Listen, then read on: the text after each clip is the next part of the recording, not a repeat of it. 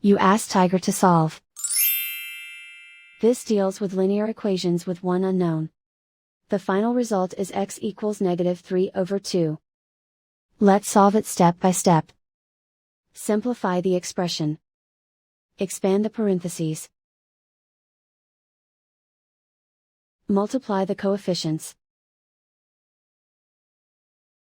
Simplify the arithmetic. Expand the parentheses. Group like terms.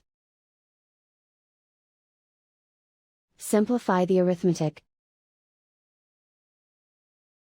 Group all x terms on the left side of the equation. Add x to both sides. Group like terms. Simplify the arithmetic. Group like terms. Simplify the arithmetic. Group all constants on the right side of the equation. Subtract 63 from both sides.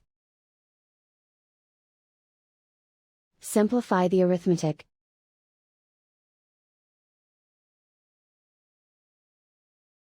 Isolate the x. Divide both sides by 36.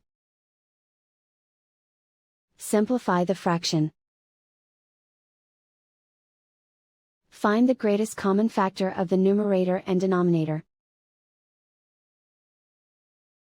Factor out and cancel the greatest common factor.